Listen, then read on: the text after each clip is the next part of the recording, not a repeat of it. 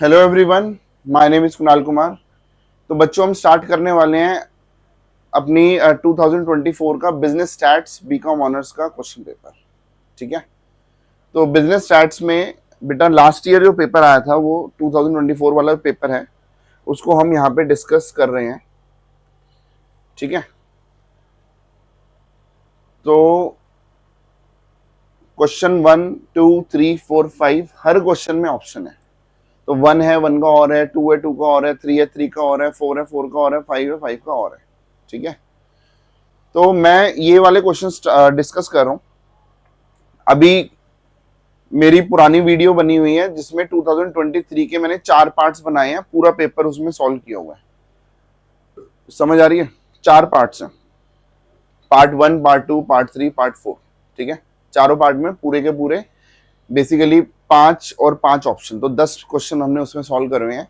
और मैं आपको इतना विश्वास दिलाता हूं कि भाई अगर आपने 2 सैंपल पेपर ढंग से कर लिए ना, तो मतलब ये मान के चलो कि बहुत बढ़िया पेपर होगा, बहुत बढ़िया। ठीक है, पेपर पे आज का दिन जो आज लास्ट दिन है ना, कल आपका पेपर है, तो आज का दिन पेपर से एक दिन पहले वाला दिन should be devoted to question papers. ठीक है, तो बेटा क्वेश्चन 1 हम स्टार्ट करते हैं। क्वेश्चन 1 कह रहा था mean marks of 80 students were found to be 45 and later on it was found that 2 students marks were misread as 45 and 56 instead of 54 and 65। Find the mean correct mean corresponding to the correct score. तो इस question को बेटा मैं discuss नहीं करूंगा क्योंकि ये हमारा पुराने क्वेश्चन पेपर में सेम क्वेश्चन था। तो मैं आप सबसे रिक्वेस्ट जरूर करूंगा कि भाई ये जो 2024 का पेपर है इससे पहले 2023 का पेपर कर लो, आपको भी लगेगा भाई सेम सेम क्वेश्चन आ रहे हैं। ठीक है, तो ये question we have already done in that video. State any 2 properties of standard deviation, अपनी बुक को रेफर कर लो या चैट जीपीटी से, थ्योरी वाला पोर्शन चैट करके जरूर जाना है भाई। ठीक है, फिर आता है the first 4 central movements of distribution are this, comment about skewness and kurtosis. Same type का क्वेश्चन पिछले 2023 में आया रखा है। ठीक है, फाइंड द वैल्यू ऑफ, क्योंकि जो रिपीटेशन हो रही है एकदम सेम जो रिपीटेशन हो रही है, मैं उसको यहाँ पे करा के टाइम वेस्ट नहीं करूंगा, वो आपको ऑलरेडी आ गया, तो ये तो बाय डिफॉल्ट उसका वैल्यू चेंज है, बाकी सब आंसर सेम है। ठीक है, फाइंड दी डी पार्ट क्या कह रहा है, find the value of third quartile, find the value of third quartile if the values of first quartile and quartile deviation are 45 and 10। ठीक है, तो चलो इसका एक फॉर्मूला होता है। ठीक है, ये पिछले क्वेश्चन पेपर में नहीं था, राइट? तो हम इसका फॉर्मूला डिस्कस कर लेते हैं यहाँ पे। ठीक है, this is D part, right?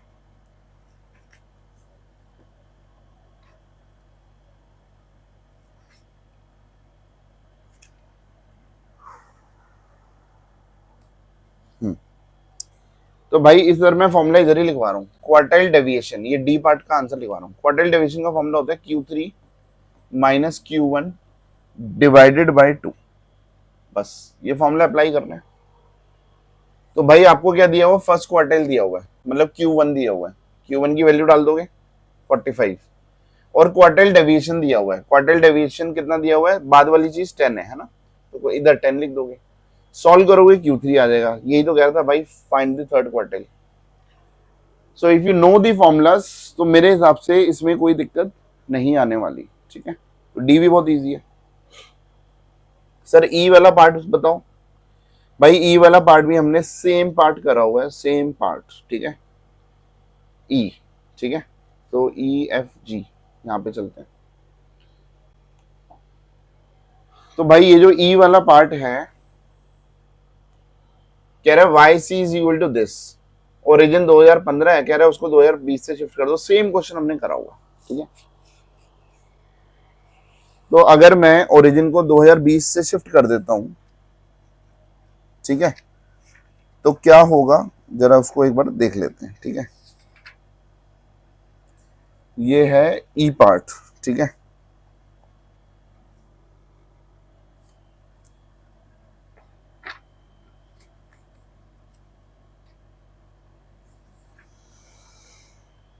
बेटा इसमें एक नई चीज है, उसको ध्यान से सुनना है। तो हमारी जो इक्वेशन है ये क्या हो जाएगी सर, ये 5.80 प्लस 1.25, ये x 2015 था 20 हो गया तो 5 हम आगे चले गए, तो ये हो गया x प्लस 5। समझ आ गई? इसको अगर हम सॉल्व करेंगे तो जो भी इक्वेशन आपकी आई that would be your answer. ठीक है, that would be your answer. ठीक है, क्योंकि मेरे को इसमें वैल्यूज अलग अलग हैं तो मेरे को इसको चेक करना पड़ेगा। ठीक है,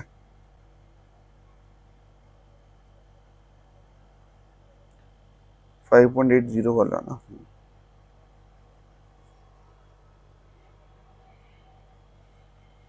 चलो आप बता दो कि भाई वाई सी क्या होगा, 5.80 प्लस 1.25x प्लस, अब मुझे कैलकुलेट करना पड़ेगा बस, इसीलिए थोड़ा सा मैं जो ओरिजिनल क्वेश्चन होता है उसी को लेने की कोशिश करता हूँ। तो 1.25 इंटू 5, तो ये हो गया बेटा 6.25। ठीक है, ये हो गया 6.25, इसको इससे मल्टीप्लाई किया, इसको इससे किया, ये और ये ऐड हो गया। ठीक है, तो ये हो गया प्लस 5.80 12.05, तो भाई वाई सी आ गया 12.05। ठीक है, 12.05 प्लस 1.25x। ठीक है, ये आ गया। अब नेक्स्ट स्टेप क्या करना है, ये ध्यान से सुनना, ये तो हमारा पहला पार्ट हो गया, हमने 2020 में शिफ्ट कर दिया। अब कह रहे हैं express x in month and y in tons. ठीक है, तो भाई y तो ऑलरेडी टन्स में है, उसमें तो कोई दिक्कत नहीं है। ठीक है, बट ये टन्स पर ईयर है, हमें पर मंथ निकालना है। ठीक है, आपने क्या करना है, जब सेकंड पार्ट लिखोगे तो मैं इधर सेकंड पार्ट का आंसर लिख देता हूं, Y C is equal to, ये हो गया 12.05, ये ईयरली है ना, ये ईयरली था राइट, ये हमें ईयरली दिया हुआ, देखो ये दिया हुआ ना एक्स यूनिट 1 ईयर, अब हमें मंथ में निकालना है, तो मैं इसको डिवाइड बाय 12 कर दूंगा। ठीक है, प्लस सर ये कितना था 1.25x, कितना था 1.25, ये 5 है। ठीक है, x और इसको डिवाइड भी कर देंगे 12 का स्क्वायर मतलब 144 बस। ठीक है भाई, ये क्वेश्चन जरूर आने की उम्मीद है, आप इसको ये कर लेना क्योंकि ये लॉजिक है। ठीक है, समझ आ रही है? जिसको इससे डिवाइड करेंगे उसके स्क्वायर से इसको डिवाइड करेंगे। ठीक है, फिर हम इधर लिख देंगे कि भैया अब हमने क्या कर दिया कि ओरिजिन है 2022, ऐसे लिख देंगे ना 2020 सॉरी, और x यूनिट 1 मंथ और y unit tons per month. ठीक है, बस ये हमारा सेकंड का आंसर है। तो मुझे उम्मीद है कि भैया ई वाला पार्ट आपको आ गया। ठीक है, चलो अब आगे चलते हैं एफ पे।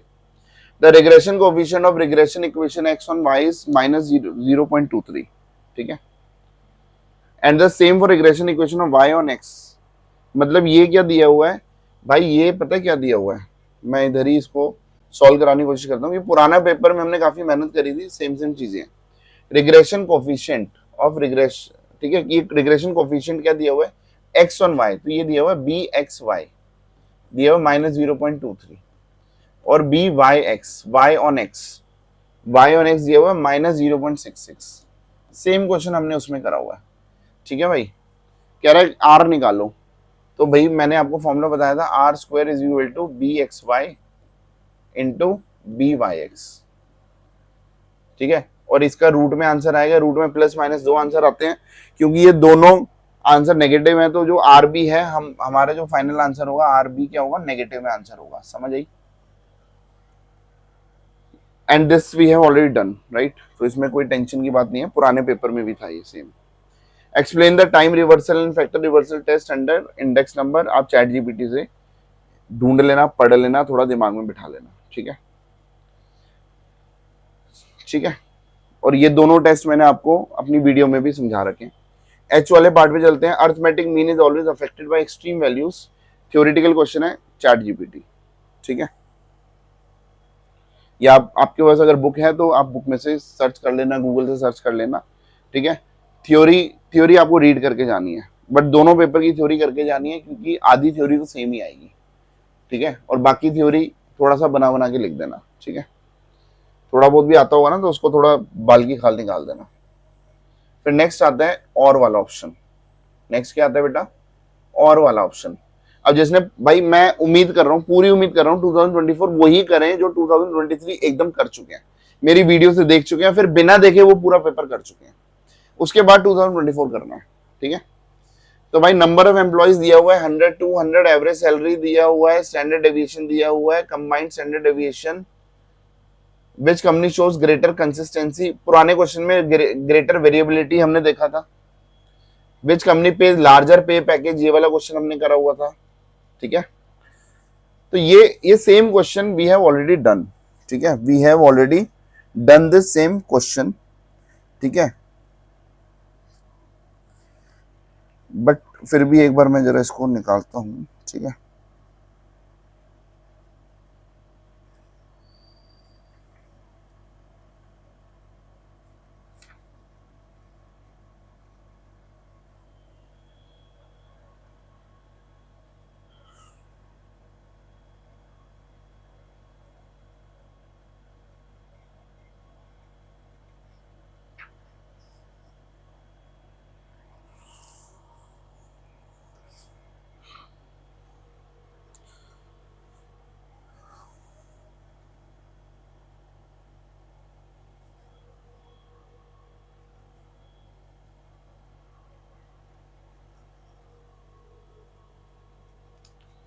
भाई ये दो क्वेश्चन तो एकदम सेम है, इसको तो मुझे कराने की जरूरत ही नहीं है।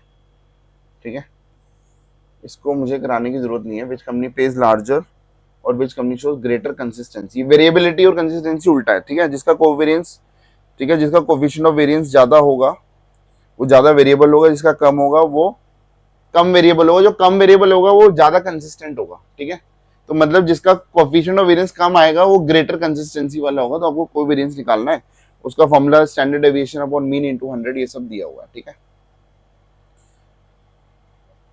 अब कंबाइंड स्टैंडर्ड डेविएशन कैसे निकालेंगे, है ना, मैं क्योंकि ये पिछले क्वेश्चन में नहीं था। तो भाई कंबाइंड वेरिएंस का फॉर्मूला क्या होता है, तो मैं आपको पहले निकालना सिखाऊंगा कंबाइंड वेरिएंस। जब आप ये दो पार्ट कर लोगे ना, उसके बाद की कहानी है कंबाइंड वेरिएंस। ठीक है, कंबाइंड वेरिएंस कैसे निकलेगा, मैं इधर लिख देता हूं, ये ना का स्क्वायर वेरिएंस होता है। ठीक है, ना मतलब this is called sigma.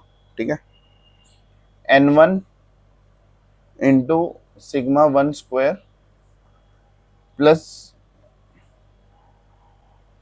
d1 square. ठीक है, d1 square plus n2 sigma 2 square plus d2 square.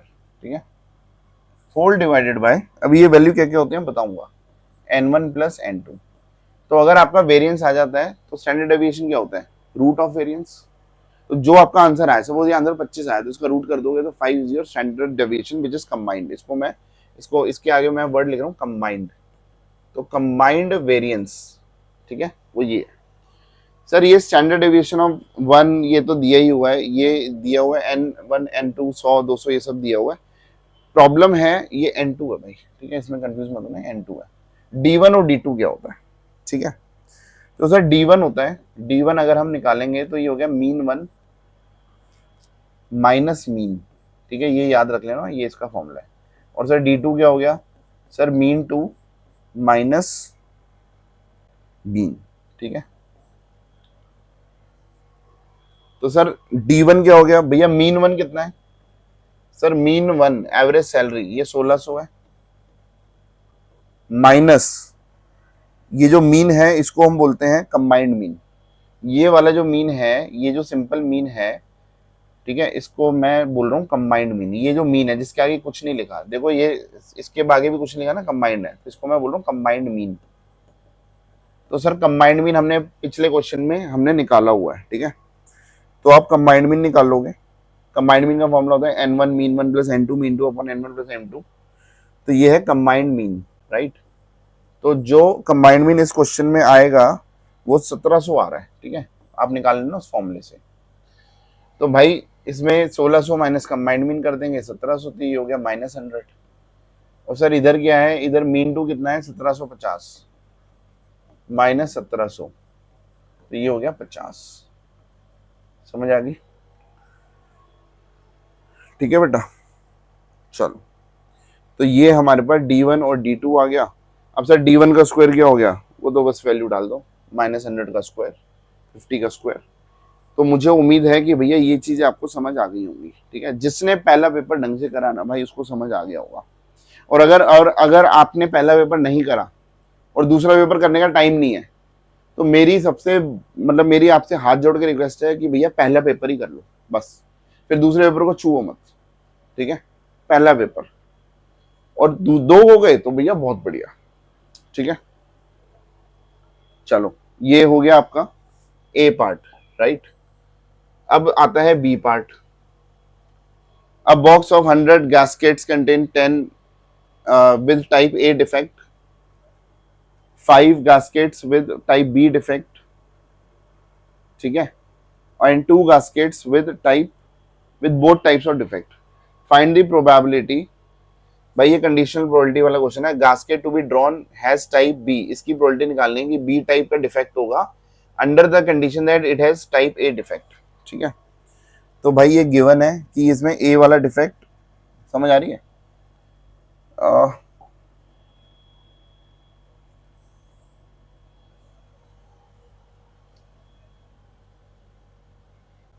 Type A defect है तो उसको हमने इवेंट ई मान लिया, टाइप बी डिफेक्ट है तो उसको इवेंट एफ मान लिया।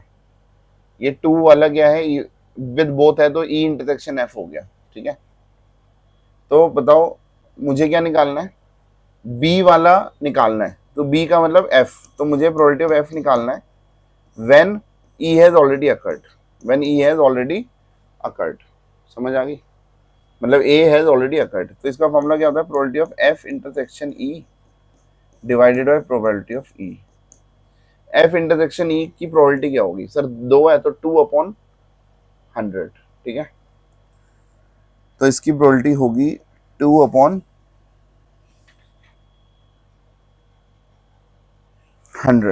एक बार मैं बस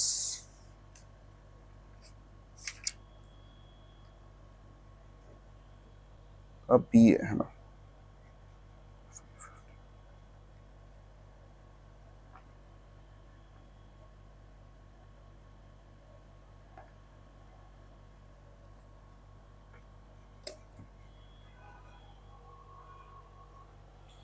तो भाई इधर लिख देते हैं प्रोबेबिलिटी ऑफ ई कितना था, है ना, प्रोबेबिलिटी ऑफ एफ और probability of E intersection F, है ना।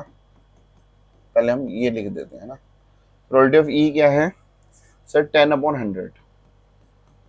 सर मुझे एफ तो कहीं चाहिए नहीं, ई इंटरसेक्शन एफ कितना है सर, ये 2/100 है। ठीक है, बस ये वैल्यू डाल देंगे, कोई दिक्कत ही नहीं है। समझ आ रही है? 3 वैल्यू, मैंने 2 वैल्यू चाहिए, मैंने बता दिया आपको। अब सर इसमें चाहिए gasket to be drawn as type A का निकालना है, तो मतलब मुझे ई का निकालना है when F has already occurred. ठीक है, व्हेन एफ हैज, नहीं a gasket has to be drawn has type A defect। हाँ यही है, तो भाई इसका फॉर्मूला क्या हो गया, probability of E intersection F upon probability of F. ठीक है, ई इंटरसेक्शन एफ क्या हो गया सर, ये 2/100 हो गया, और सर एफ क्या हो गया, एफ कितना था भाई 5 था ना, तो 5/100 हो गया। समझ आ गई? सॉल्व करेंगे 2/5 आ गया।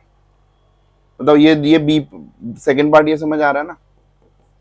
ठीक है, थोड़ा सा रफ कर रहा हूँ, बट मुझे उम्मीद है कि भैया ये कंडीशनल प्रोबेबिलिटी जिसको आती है उसके लिए बहुत इजी है इसको समझना। ठीक है, फिर नेक्स्ट आता है a gasket to be drawn has no type of defect be under the condition that it has no type of defect A. मतलब ये कह रहा है कि भाई देखो ई का मतलब डिफेक्ट ए, तो ई नॉट का मतलब नो डिफेक्ट ए। समझ आई? तो मुझे कह रहा है no type B. Sir type A को क्या माना था, ये जो टाइप ए है ई माना था, इसको बी वाले को एफ माना था, तो मुझे इसकी प्रोबेबिलिटी निकालनी है। तो टाइप बी वाला था एफ, तो मुझे इसकी प्रोबेबिलिटी निकालनी है एफ नॉट की। समझ आ रही है? नो, नो मतलब उसका उल्टा। और गिवन क्या है, देर इज नो टाइप है, तो गिवन क्या है, ई नॉट गिवन है, ये एफ नॉट है भाई, ठीक है। तो इसका फॉर्मूला होता है probability of F not intersection E not divided by probability of E not, ठीक है। तो इसका फॉर्मूला क्या होता है सर, इसका केवल इसका, मैं अगर इसका अलग से फॉर्मूला लिखूं, F not intersection E not, इसका फॉर्मूला होता है 1 minus probability of F union E, ठीक है। ये ऑलरेडी मैंने बहुत बार आपको फॉर्मूले बता रखे हैं। अगर बीच में यूनियन होता तो यही सेम फॉर्मूला होता, इधर इंटरसेक्शन हो जाता बस, ठीक है। तो सर यूनियन कैसे निकलेगा, अरे भाई ई पता है, प्रोबेबिलिटी ऑफ एफ पता है 5/10, देखो ई पता है 10/100, ये है 5/100, ये है इंटरसेक्शन पता है, यूनियन निकाल लोगे फॉर्मूले से, probability of A union B is equal to probability of A plus probability of B minus probability of intersection B, ठीक है। तो मैं आपको यूनियन आ गया, यूनियन जो आ गया 1 में से इसको माइनस कर दोगे, ये आ गया, इसकी वैल्यू ऊपर लिख दोगे ई नॉट, ई नॉट, ई की प्रोबेबिलिटी क्या थी सर, ई की प्रोबेबिलिटी थी 10/100, ई नॉट की हो गई 90/100, क्या हो गई, ई नॉट की प्रोबेबिलिटी हो गई भाई 90/100, समझ आ रही है, ठीक है। तो ई नॉट की 90/100 और इसका जो आंसर यहां से निकलेगा वो आप आंसर निकाल लोगे, ठीक है। तो we have done this as well. अब हम चलते हैं भाई, अब हम चलते हैं क्वेश्चन नंबर 1 के, हमने ए और बी दोनों पार्ट कर लिए, we have done both the parts of question number 1, ठीक है।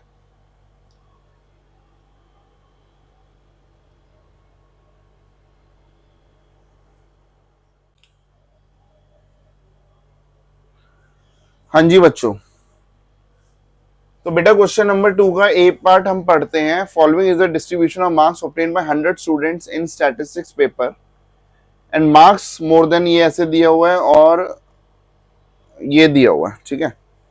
तो भाई ये वाला जो क्वेश्चन है, कैलकुलेट द मीडियन मार्क्स, सबसे पहले हमारा काम है मीडियन निकालना, ठीक है।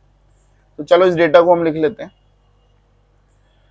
तो मैं मार्क्स लिख रहा हूं, मोर देन 10 दिया हुआ था, मोर देन 0 दिया हुआ था, है ना। तो 0 to 10 वाली सीरीज बनेगी, 10 to 20, 20 to 30, 30 to 40 और ये है 40 to 50, ठीक है। और ये बनेगी 50 एंड अबव। और सर वो जो हमें दिया हुआ था वो बेसिकली हम उसमें से एफ निकालेंगे, ठीक है। चलो मैं एक बार क्वेश्चन यहाँ पे लिख के आपको समझा देता हूँ, ठीक है। ये क्वेश्चन था, मार्क्स दिया हुआ था, ठीक है। तो मार्क्स के आगे लिखा हुआ था मोर देन, मैं आपको समझा देता हूँ, वैसे तो ये ऑलरेडी बहुत बार समझा रखा है, 0, 10, 20, 30, 40, 50, ठीक है, 30, 40, 50। और मुझे यहाँ पे नंबर ऑफ स्टूडेंट्स दिया हुआ है, सर नंबर ऑफ स्टूडेंट दिए हुआ तो एफ हुआ नहीं भाई, क्योंकि ये क्लियर कट नहीं है। ये कह रहा है देखो, ये दिया हुआ 100, ये दिया हुआ 92, 80, 40, 26, ठीक है। तो अगर मुझे एफ चाहिए, अगर मुझे एफ चाहिए तो मैं एफ 0, देखो 0 से सारा लेकर 100 है, पर मुझे 0 to 10 निकालना है। देखो मैंने यहाँ पे एक ऐसे एग्जांपल दिया था ना, 0, 10, 20, तो 0 से पूरा ऊपर ये 100 दिया हुआ है, लेकिन मेरे को 0 से 10 निकालना है। तो 10 से ऊपर कितना दिया हुआ, 90, तो 10 से ऊपर यहाँ से यहाँ तक कितना दिया, 90। तो मुझे अगर ये निकालना है तो इतने में से इतने को माइनस कर दूंगा तो ये जाएगा, ये कितना था 92, है ना। तो 100 में से 92 माइनस किया तो ये 8 आ गया, समझिए। तो ऐसे मैं माइनस करता जाऊंगा, ठीक है। 100 में से 92 माइनस किया, फिर 92 में से 80 माइनस किया, ठीक है। तो ये हो गया 12, ऐसे मैं निकालता जाऊंगा, समझ आ गई। तो इस चीज को मैं मिटा देता हूँ, ठीक है। ये मैंने आपको समझा दिया कि ये हम क्लास इंटरवल कैसे बना रहे हैं और इसके अंदर जो फ्रीक्वेंसी आएगी वो कैसे आएगी। फिर ये है 40, ये है 20, ये है 14 और ये है 6, ठीक है। फिर मीडियन निकालने के लिए तो भाई हमारे पास फॉर्मूला होता है, मीडियन का फॉर्मूला होता है L plus n/2 minus C F upon F, इसको एक ब्रैकेट में डाला, इंटू एच और इसको एक बड़े ब्रैकेट में डाला, समझ आ गई। तो सर इसको n बोलते हैं, समझ आई। इसके लिए हम CF निकालते हैं, तो जो N आ रहा है वो 100 है, और ये क्वेश्चन में ही दिया होता है 100 स्टूडेंट्स का डेटा दिया हुआ था, ठीक है। ये 8 लिखेंगे, 8 प्लस 12 20, 20 प्लस 40 60 प्लस 80 80, ये 94 94, और ये 100 हो गया, ठीक है। और आपको ध्यान हो ये और ये हमेशा सेम होता है, ये N ये भी N होता है, ठीक है। सर N/2 निकालेंगे, भाई N/2 कितना, 100/2 50, तो 50 से जस्ट बड़ा देखते हैं ये, तो इसको मार्क कर देंगे। ये मेरे लिए L हो गया, ये मेरे लिए F हो गया, और जो CF है वो जस्ट इससे ऊपर वाला हो गया, ठीक है। तो मेरे पास क्या हो गया, L कितना है 20 प्लस N/2 कितना है, N/2 कितना है 50, है ना, ये निकाला था, माइनस CF जस्ट ऊपर वाला लेते हैं, दैट इज 20, ठीक है, अपॉन F मेरे लिए 40 आया, और इंटू H मेरे पास कितना है 10 आया, समझ आए। बस आप इसको सॉल्व कर दो कि आपका मीडियन आ गया, ठीक है। क्योंकि मैं कैलकुलेशन पे ज्यादा ध्यान नहीं दे रहा, मैं डायरेक्ट लिख रहा हूँ, भैया 27.5 आ गया, ठीक है, ये मीडियन आ गया। इसमें तो मेरे हिसाब से कोई दिक्कत नहीं होनी चाहिए। अब अगले पार्ट में दिक्कत है कि ये कह रहा है भाई if 60% of the students pass the test, find the minimum marks obtained by a pass candidate. तो इसको ध्यान से समझना कि भाई अगर मैं इस सीरीज को 100 में डिवाइड कर दूं, 100 का मतलब क्या था, परसेंटाइल।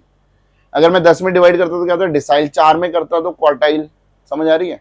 2 में करता तो मीडियन, समझ आई,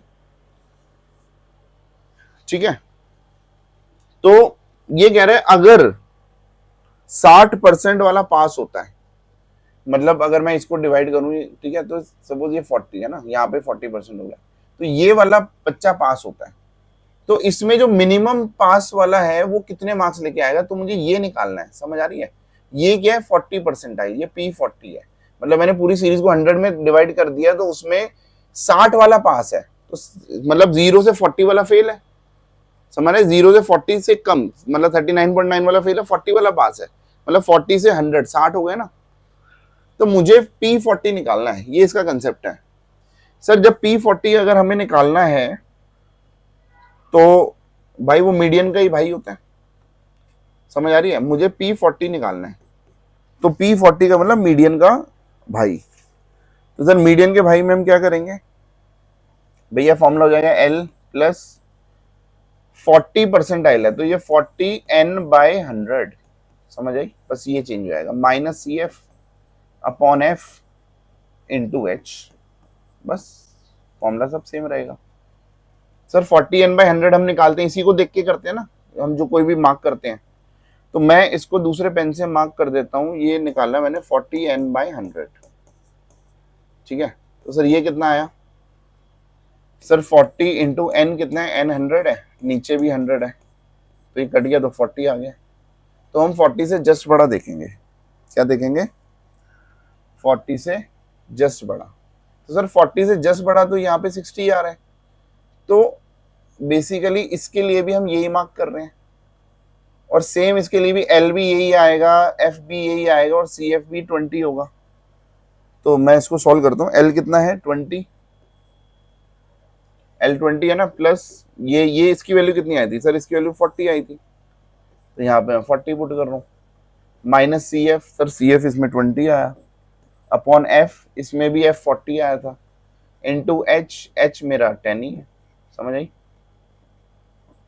तो ये 0 से 0 कट गया, ठीक है। तो ये P40 की वैल्यू मेरी आ जाएगी, 20/4 5 25 हो गया, है ना। So this is 25। I hope कि आपको ये मतलब समझ आ गया, ठीक है। अगर ये कहता है 50% वाले बच्चे पास हैं और पास में सबसे लोवेस्ट वाला है, तो P50 निकालना होता है, समझ आ गई। So I hope this is done, right. चलो अब बी पार्ट करते हैं। In a certain distribution the first 4 movements about 5। अब ये मूवमेंट अबाउट मीन नहीं है, ये मूवमेंट अबाउट ए है, ठीक है। ये क्या है बच्चों, मूवमेंट अबाउट ए, ठीक है, बी पार्ट है ये।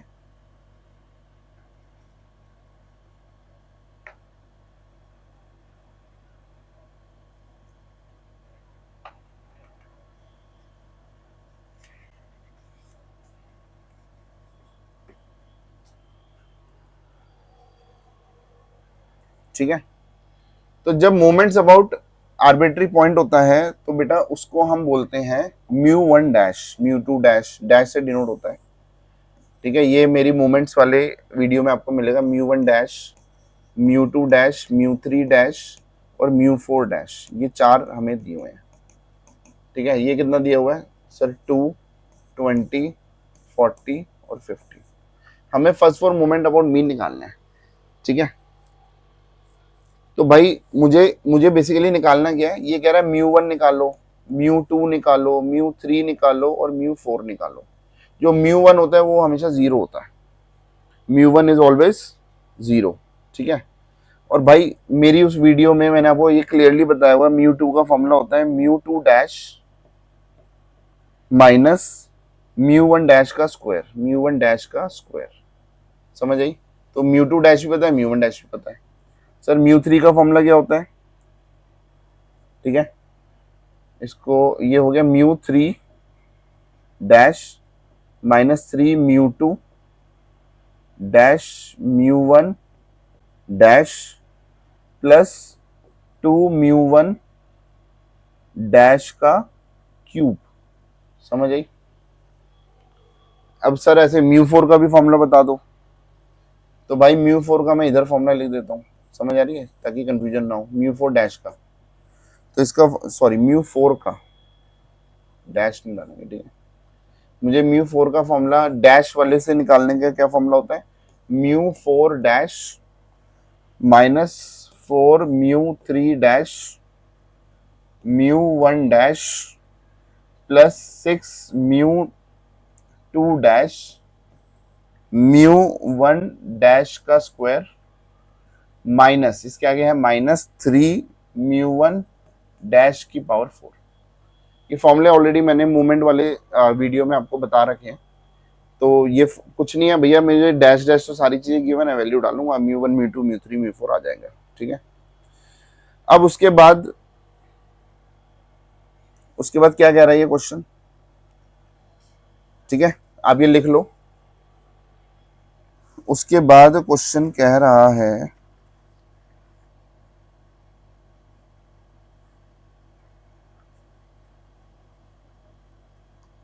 कहाँ गया, 2, 20, 40 और ये था, ठीक है। First for moment about mean निकालना है ना, वो हमने निकाल ली है। स्क्यूनेस निकालना है, कर्टोसिस निकालना है भाई, ठीक है। क्या निकालना है, स्क्यूनेस के लिए हम क्या निकालते हैं और कर्टोसिस के लिए, ठीक है। स्क्यूनेस के लिए हम निकालेंगे बेटा बीटा, स्क्यूनेस के लिए हम निकालते हैं बीटा 1, ठीक है, मोमेंट कोएफिशिएंट ऑफ स्क्यूनेस। मैं यहाँ पे कहीं लिख दूं, अगर मैं स्क्यूनेस के लिए मोमेंट कोएफिशिएंट ऑफ स्क्यूनेस के लिए हम निकालते हैं बीटा 1, ठीक है। बीटा 1 का फॉर्मूला क्या है, μ3 का स्क्वायर अपॉन μ2 का क्यूब। जब आपका μ1 μ2 μ3 μ4 आ गया तो वैल्यू डालो, आंसर आ गया, ठीक है। और अगर मुझे मोमेंट कोएफिशिएंट ऑफ कर्टोसिस निकालना है, ठीक है, तो बीटा 2 निकालना है। तो सर बीटा 2 क्या है, μ4 अपॉन μ2 का स्क्वायर। तो कुछ नहीं है भाई, फॉर्मूले हैं और अपनी वैल्यू निकाल दोगे। ये इस कोएफिशिएंट ऑफ स्क्यूनेस आ गया, कोएफिशिएंट ऑफ कर्टोसिस आ गया, ठीक है। तो यही निकालना था भैया, स्क्यूनेस और कर्टोसिस निकाल लेंगे। डन है, डन। चलो फिर आता है हमारा अगला क्वेश्चन 2 का। और भाई ये बेस थ्योरम है, सेम क्वेश्चन हमने ऑलरेडी करा हुआ है, सेम क्वेश्चन, ठीक है। ए बी सी को इवेंट E1 E2 E3 मान लोगे, इसमें कुछ गिवन होगा, गिवन होने का मतलब क्या है, डिफेक्टिव, ठीक है। गिवन होने का मतलब क्या है, डिफेक्टिव, ठीक है। तो अगर ये डिफेक्टिव है तो ये मेरे लिए ए है, जो ए होता है उसको मैं गिवन मानता हूँ, ये ध्यान रखना। और जो मशीन ए है उसको इवेंट E1 E2 E3 है ना। तो बेस थ्योरम में मुझे मशीन ए का निकालना है, तो बेसिकली मुझे मशीन ए का मतलब इवेंट E1 और गिवन क्या है, गिवन ए है। ए मतलब the bulb is found to the bulb picked up found is defective, ठीक है। तो आपको इसका फॉर्मूला पता है कि भैया probability of E1 into probability of A upon E1, probability of E1 into probability of A upon E1, ऐसी सेकंड वाला आ जाएगा, ऐसी थर्ड वाला आ जाएगा, ठीक है।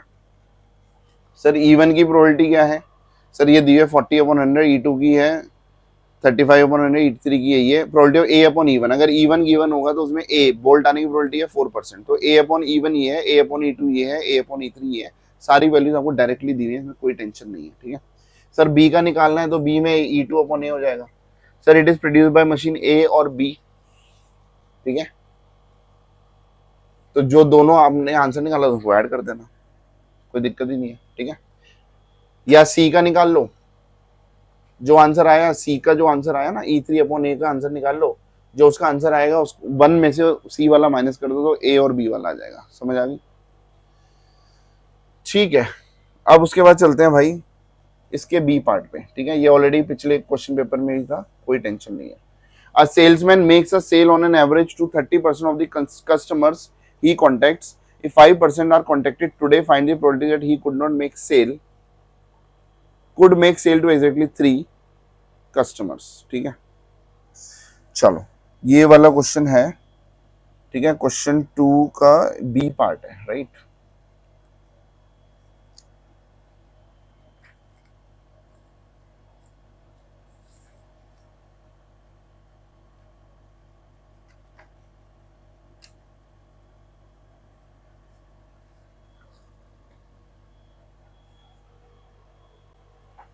A salesman makes an average of, ठीक है, मेरे क्वेश्चन में लिखा हुआ 40%, ठीक है। If 4 customers are contacted today, what is the probability that he makes, ठीक है, the sales could make the sale to exactly 3। चलो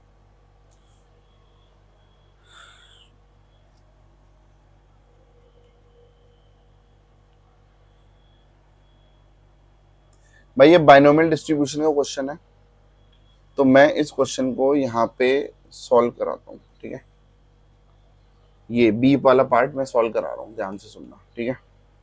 तो बाइनोमियल डिस्ट्रीब्यूशन का क्या होता है formula, P X is equal to R, ठीक है, N C R, P R और क्यू एन माइनस आर, ठीक है।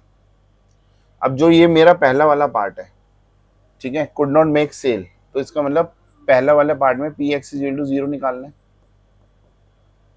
एन कितना है, ठीक है, कितने कस्टमर कांटेक्ट किए थे 5, ठीक है, तो एन 5 हो गया, 5 सी आर मेरे लिए 0 हो गया। सक्सेस क्या है, प्रोबेबिलिटी ऑफ सक्सेस क्या है, प्रोबेबिलिटी ऑफ सक्सेस है 30%, है ना, क्योंकि वो 30% को सेल कर देता है। तो ये हो गया 30 अपॉन 100 की पावर 0 और Q हो गया 70, Q P और Q मतलब 1 में से 30 अपॉन 100 को माइनस करूँ तो फेलियर आ जाएगा, 30 अपॉन 100 70 अपॉन 100 आ गया, ठीक है। तो ये हो गया 5 माइनस 0, बस इसको सॉल्व कर देना। सर अगर ये 3 का करेंगे तो भाई यहाँ पे x इक्वल टू 3 कर देंगे, तो 5c 3 30 अपॉन 100 की पावर 3 और 70 अपॉन 100 की पावर 5 माइनस 3। समझ आई, कुछ नहीं है, बहुत इजी है, राइट। फिर आता है व्हाट इज पॉइजन डिस्ट्रीब्यूशन और ये सब, ये आपका थ्योरेटिकल पार्ट हो गया। तो बच्चों इस वीडियो में हमने दो चीजें, मतलब 2 क्वेश्चन हमने पूरे कर लिए। बाकी मैं नेक्स्ट वीडियो लेके आता हूँ जिसमें मैं आगे, ठीक है, 3rd 4th 5th क्वेश्चन को भी आगे करेंगे, ठीक है। Question papers are very important, ठीक है। मिलते हैं, और भाई थोड़ा अगर वीडियो अच्छी लगे तो कुछ कमेंट वगैरह करके बता दो कैसी लग रही है कैसी नहीं लग रही, ठीक है। बेकार भी लग रही है तो भी बता दो, ठीक है। चलो, thank you so much, bye.